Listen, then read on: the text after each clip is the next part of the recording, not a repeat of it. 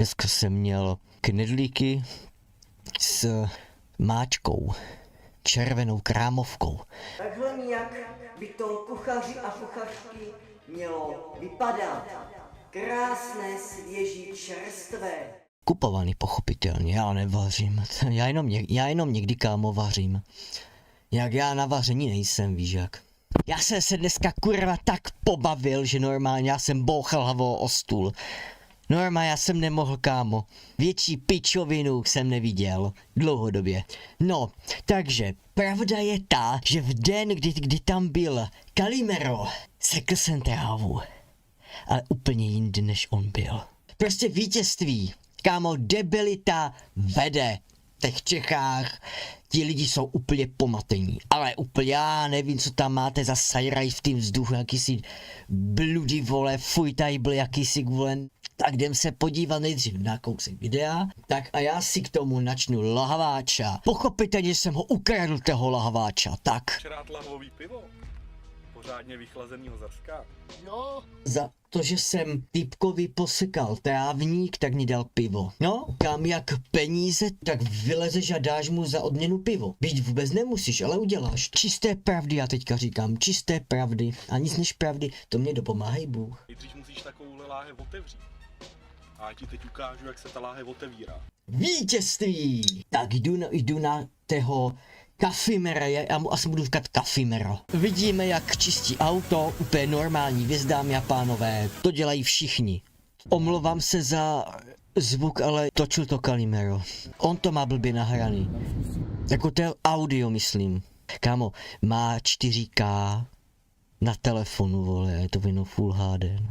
Dneska se rozjedem na plný pecky, šoustat a tancovat, zaplavím kecky, skoč na stůl barmanko, svlíkni se do naha, ať se mi ukáže tvá chudá postava. Sorry jako, už jak Calimero. Jde na hovno, na hovno, na hovno, na hovno. To musíme zrychlit, hoši, nebo to budeme ještě týden. Povídám si s manželkou, to je pěkné, že na to tam napsal. Kdyby to tam nenapsal, tak vůbec o tom nevíme, akorát, že ta část je tam úplně zbytečná. Tuto část bych tam vůbec nedával. Tu bych střihl. Špatný zvuk. Tady to měl zesílit. KFC, Kentucky Fried Chicken. Kámo, on se mnou chtěl jet do Egypta a já s takovým člověkem mám někam jet. Člověkem, který je omotaný mehrimu kolem prstu. Jako nehrozí, vole. Člověku, který absolutně umí určitý věci, tak jako naštěstí jsme se nepotkali. Ty to neznáš? Jako přijít do hospody a říct cháberům, že jim zaplatíš oběd za to, když řeknou, že tě neznají. Tak jo, kámo, to berem, jo, jasný. To je strop všech výmluv, to si kdy řekl Pecka. Co tam řekli typci, tak toho neznáme. Tak piča, já nevím, ty vole. Typek tam řekne, tak toho neznáme. A ty mi pak tady říkáš, že je to výmluva, ty vole. Já nevím, jak to vy v těch Čechách děláte. Hoši, neseďte si do hnízda, já chápu, že v těch Čechách jste pobouchaní. Vy mladí jste pobouchaní v těch Čechách, úplně. Podle něho všichni musí dát v jedné ulici. Právě to je jak na stavenišťu. Ne, všichni prostě musí dát v jedné místnosti, na staveništi, v jedné místnosti. Obkladač, podlahář, zedník, instalatér, elektrikář, všichni v jedné místnosti. Musí být nasáčkovaní, jinak to neplatí. To, že tam práce stojí, tak to je jedno. Ne, ty musíte být tadyk prostě. Teďka pojede Calimero, musíte být tadyk. A víte, co máte říkat. Děkuju. Jim ukáž pracovní slovo a dím, zavřeš hubu. Neukážu. A dívej se, ukázal dvouhrabáč něco? Neukázal zatím vůbec nic. Ale pozor, on má výjimku. On je totiž piča. Já mám hrozně divný pocit na žaludku.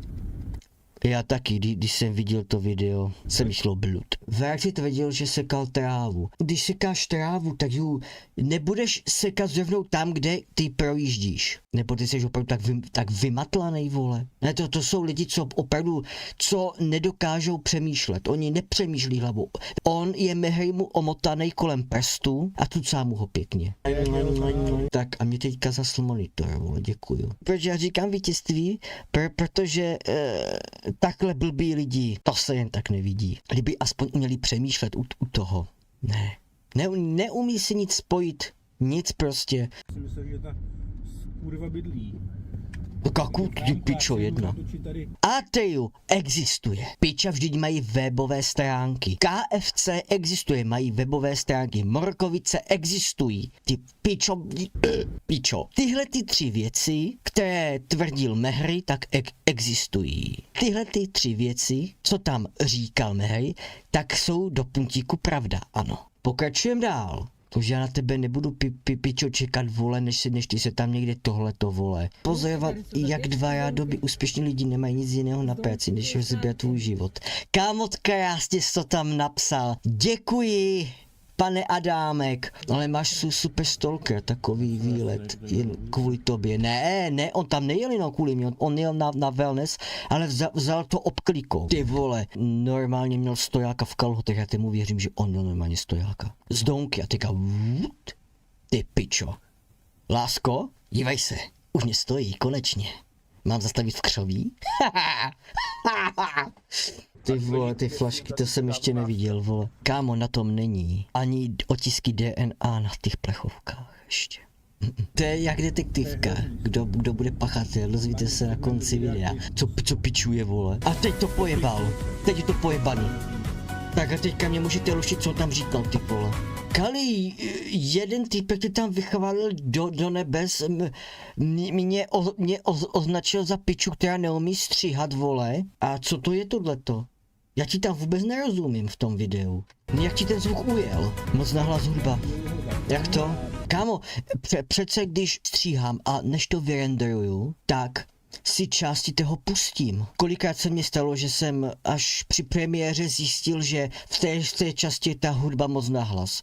Tak jsem zrušil premiéru a znovu jsem to upravil tam tu muziku. Protože hudba do pozadí má být do pozadí. A tohle to je potřeba si kontrolovat.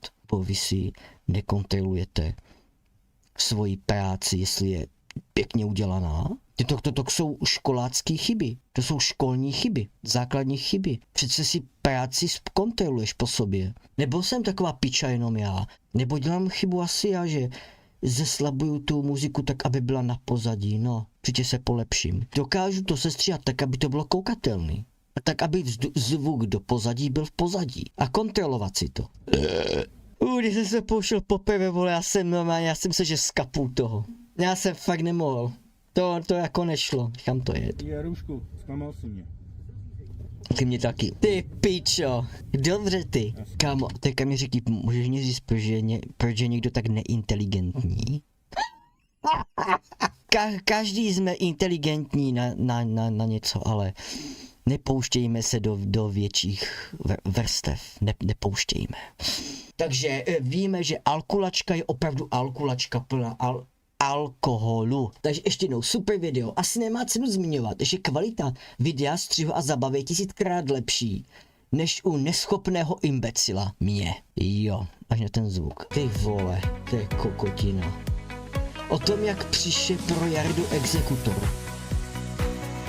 To zkusím číst rychle. Tuk. Dobrý den, exekuce. Ne, můj jediný příjem na chlast. To může Mehry a Kalimero. Oni mystifikují lidi kolem sebe. Já se nic nikdy nepůjčím, mám žádný dluhy. Jo, jsi skurvený, tohle už posrali, vole. Co je? Víš co, ti už taky do prdele máš ban. Tady máš ban. Ty píčo a dost. Čteš knihy, proč? Já knihy nečtu od té doby, co je nečtu.